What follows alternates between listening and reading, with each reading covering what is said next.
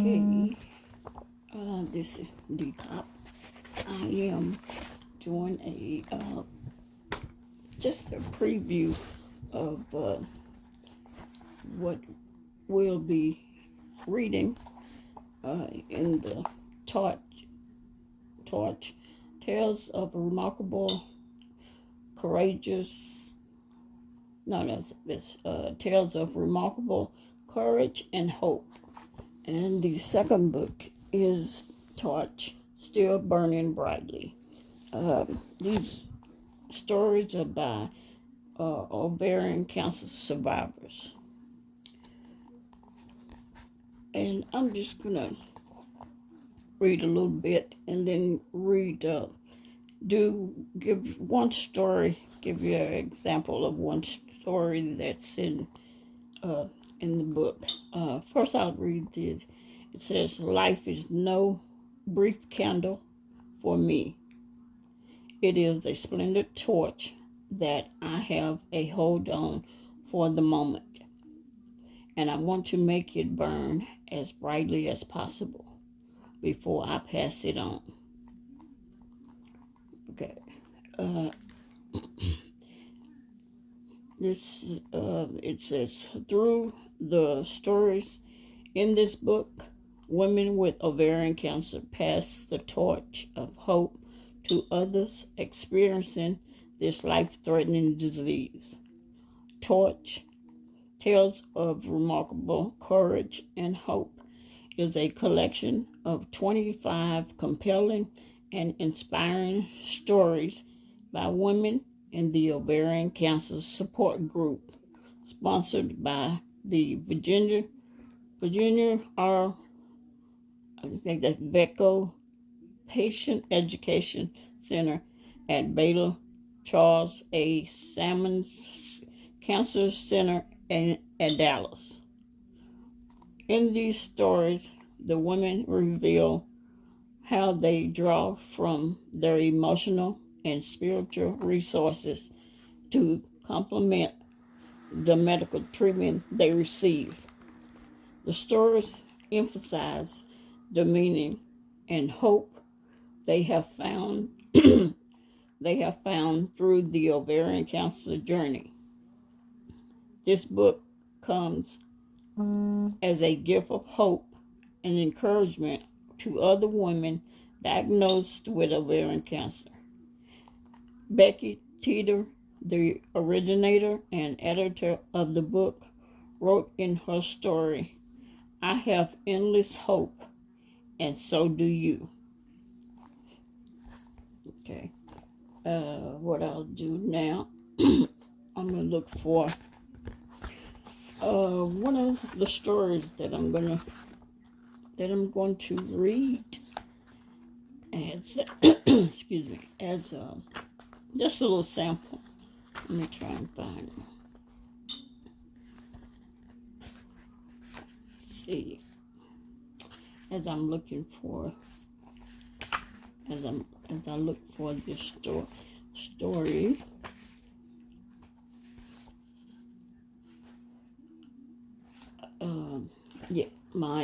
My wife passed away from ovarian cancer. And like with a lot of women that are diagnosed with ovarian cancer, they are misdiagnosed, and at that point, when it is found out that they have ovarian cancer, it's usually already in stage 4. Okay. Here's one story that I picked. This one is called One Miracle After Another. 2006. What a year. I just entered my 40s and would describe myself as extremely fit and feeling great. In fact, I worked out several times a week and bragged to my husband and friends that I felt better than I ever did in my 30s. I'm happily married with a 6-year-old kindergarten boy and still trying to figure out what I want to be when I grow up. You know, my passion. It's always stressed me out because deep in my heart, I know that God put me on this earth to do something special. What that is, I still don't know, but I hope to discover it immediately. I grew up in a small town in Oklahoma, with two brothers who were much older than I. We weren't extremely close because of our age differences, but that changed when my mother died suddenly in September 1997. It was so shocking and rocked my world.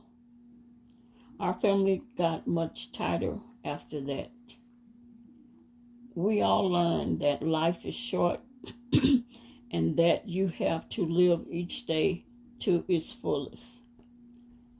I was 32, not married, and had just started a great new job after completing my MBA. I had to pick up the pieces and move on after the tragedy. Family support was vital in getting through it all. So many things began happening after that event.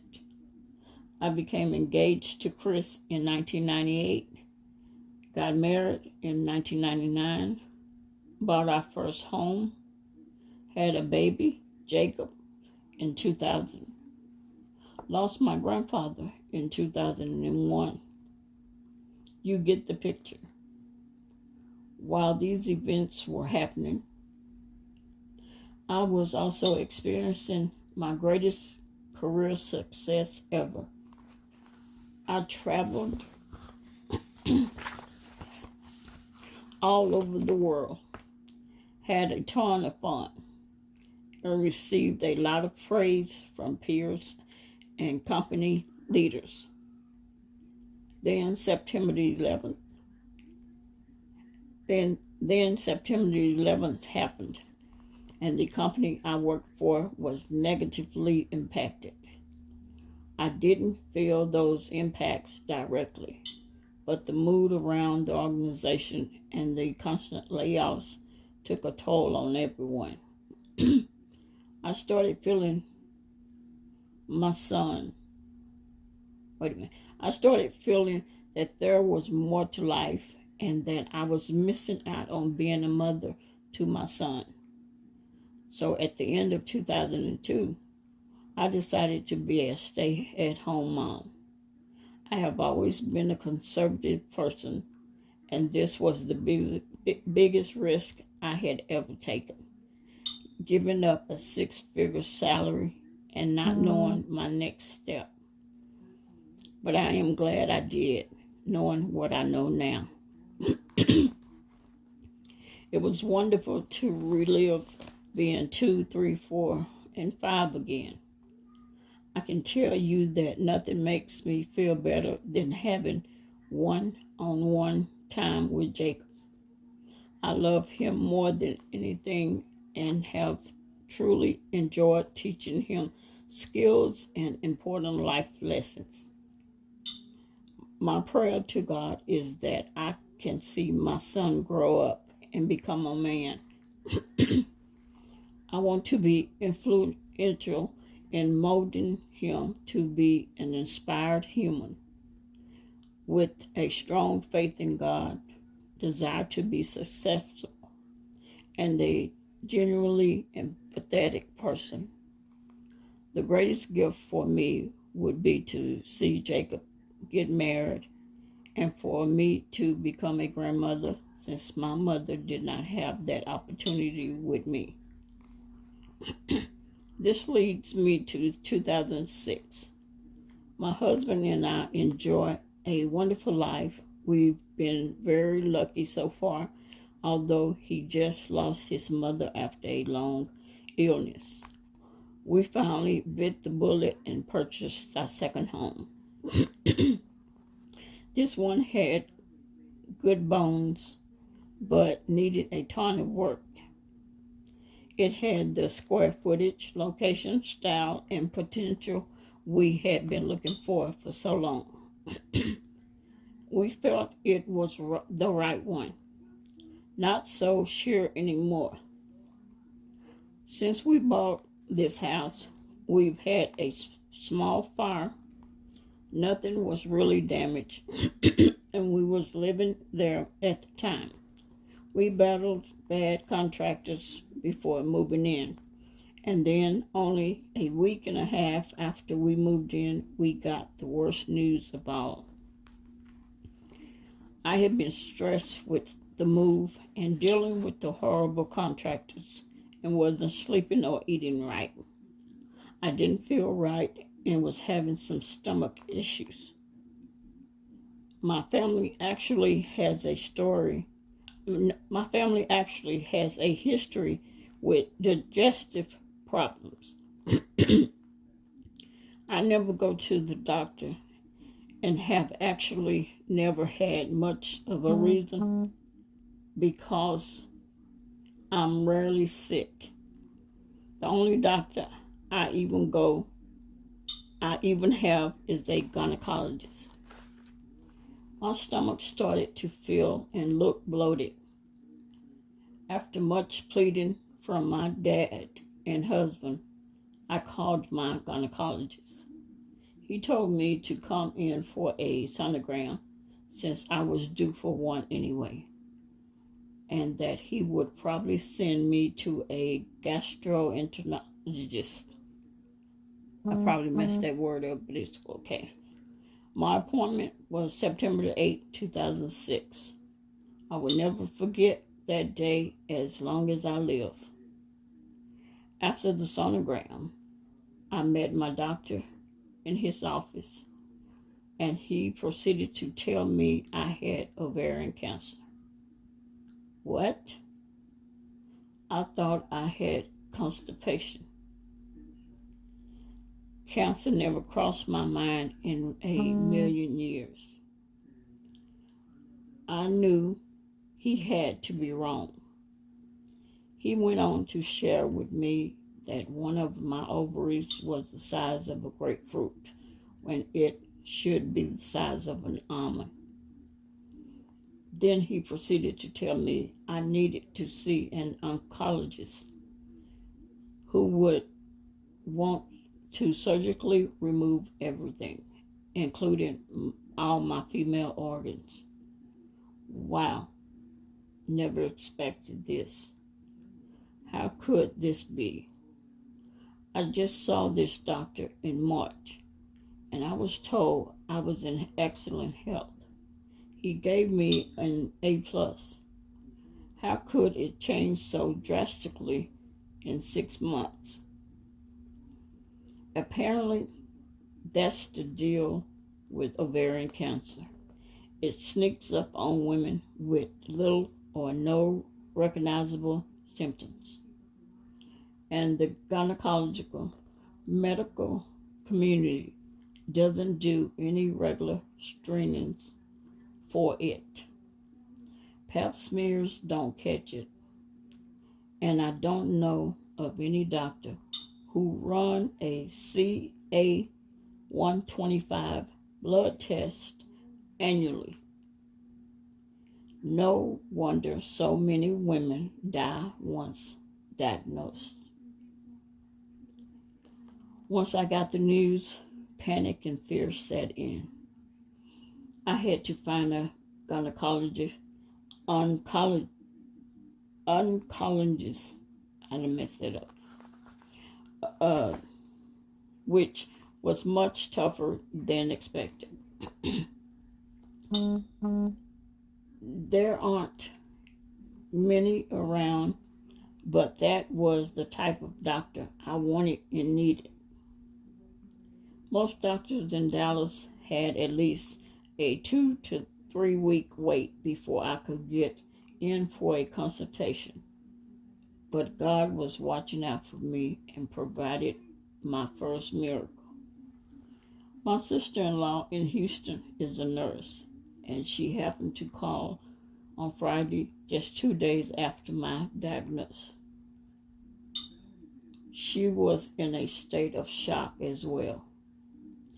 For some reason, she had an administrative meeting the next day, Saturday, with the entire top management of the clinic she works for.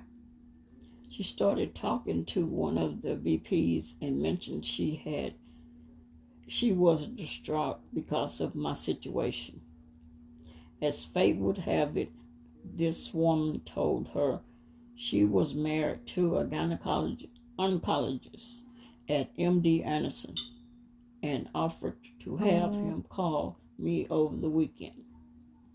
He called me right away and invited me to come to his office that Tuesday for an examination and consultation. Wow, I couldn't believe it. How lucky to get into one of the most renowned cancer institutions and get one of the busiest surgeons in the department. I made the appointment Monday, and my husband and I took off for Houston. Tuesday was an incredibly long day. We started at 7:30 a.m.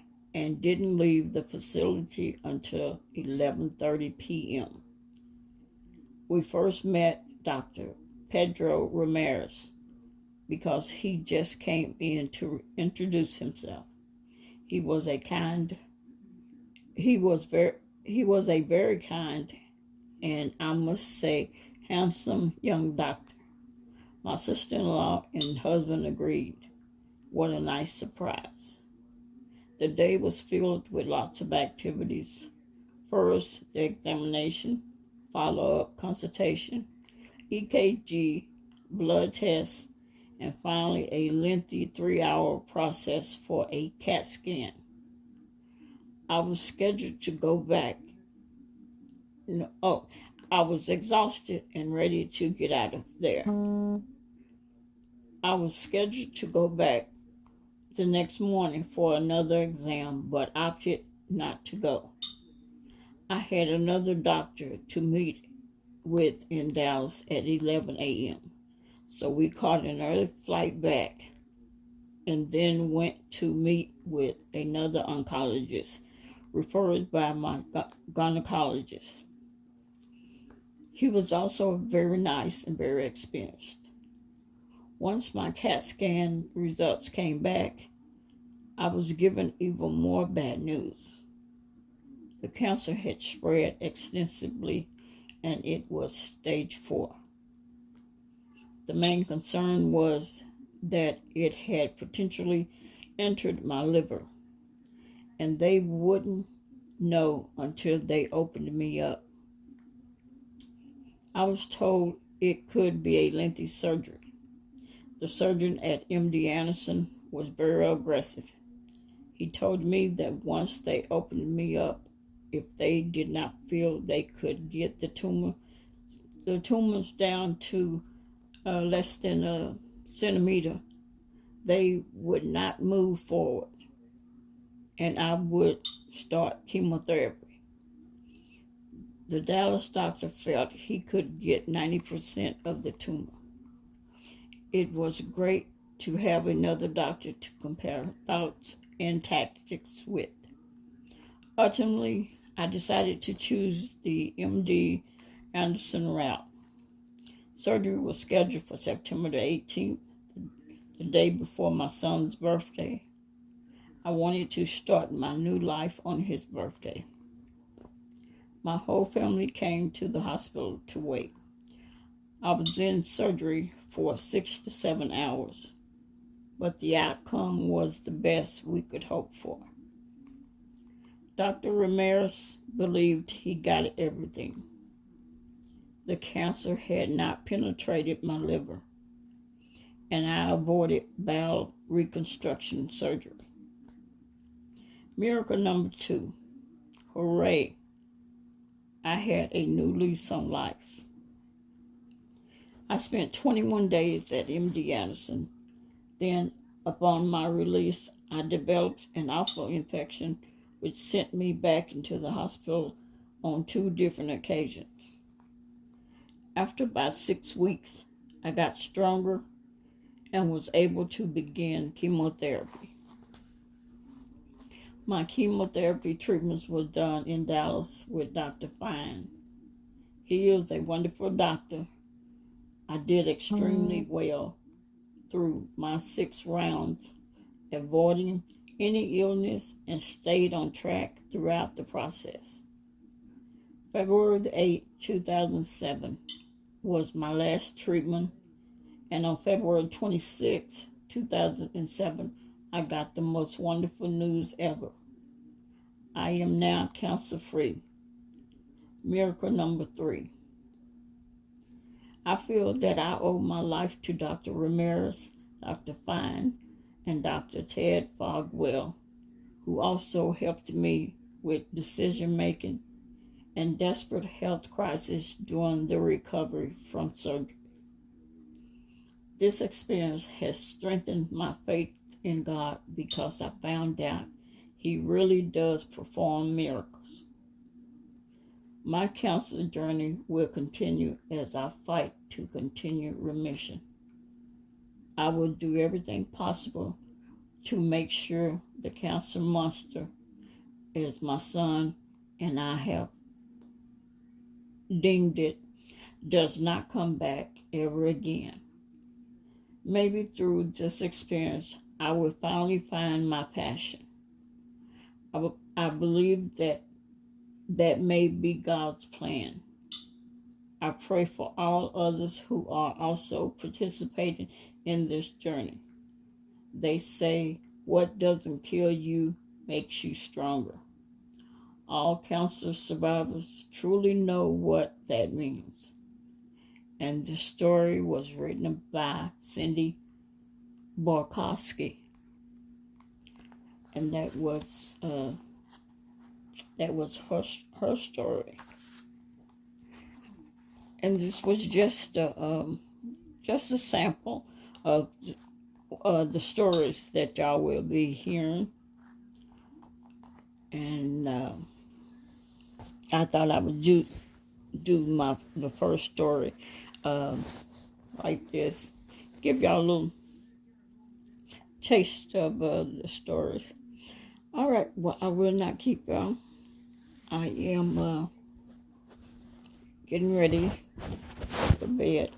So thank y'all, and I appreciate all my supporters, all of my D-Cop squads.